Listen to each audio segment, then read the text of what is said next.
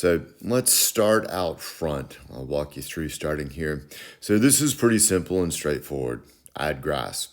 The apple trees that you have here, I do believe that these are worth holding on to and capitalizing on. This is essentially what we're looking at. Obviously, this will all be cleaned up. Hopefully your pool guy will get it. But wanted to show you what these apple trees will eventually look like. They can create a beautiful scene. Even if you never get any apples off of them, the blooms on it is well worth it. So I encourage you to hold on to those. This is just the count of the grass over there. All right, when we move to this view right here, this is probably going to be one of your main views that you look at.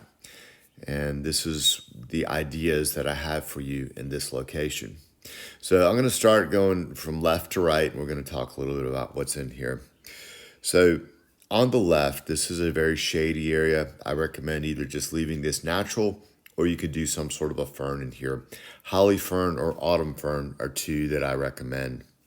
The pink that you see, this is purple coneflower.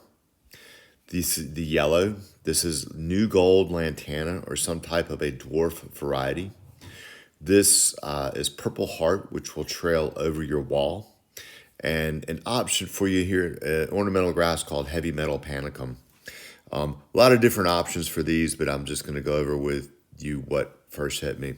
We've taken your two Japanese maples and we've transplanted them to this location with an underplanting of hosta. And then as we move further, created a bit of a screening on this side. This is tea olive, fragrant. These are gardenia, also fragrant. And then when we look at the back, of course, our plan here is just to do a lot of grass in that location. All right, moving to our next slide. Same thing, just a different view.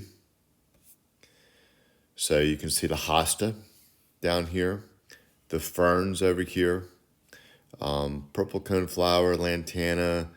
If we zoom in, you can see the purple heart falling over your wall. An idea is at this entry point, do two crepe myrtles over here, and then again, the gardenia. So in this location, I know you want to do a lot of grass through here.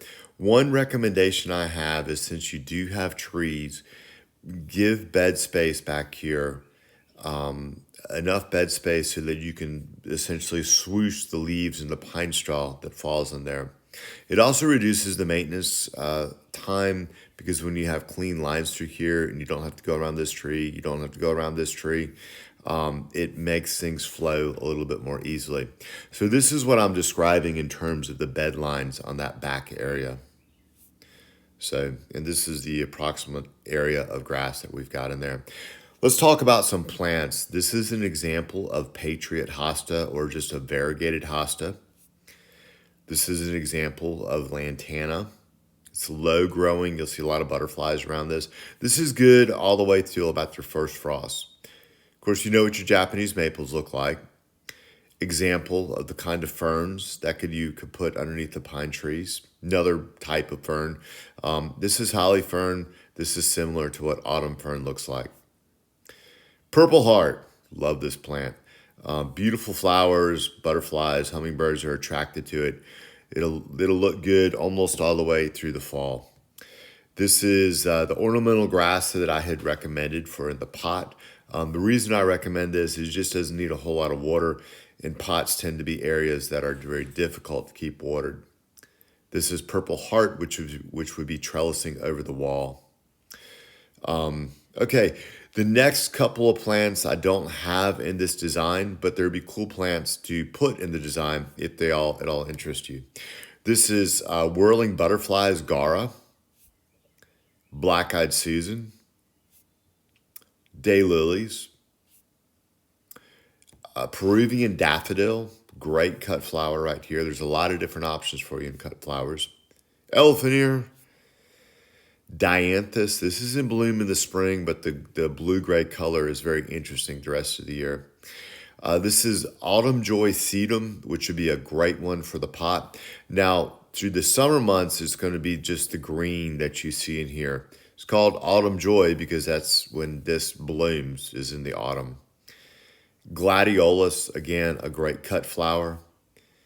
And I'm just showing you, this is the job we did in November. This is Tuskegee, and I had to deal with this yesterday because see how beautiful and clean this is? They were like, we need help. So I had to go visit them. And then to top off the day, the mysterious valve behind this box, what did it go to? It went to the water line that was uncapped in the attic. So sorry I didn't meet that deadline yesterday, but we just had some crazy circumstances. But so those are my ideas. Give me some feedback on them. And I'm going to start working on the numbers for you, irrigation and sod. And then I'll also have everything itemized where it shows all these different plants and what they would run. Thank you so much, Corey, Creative Habitats.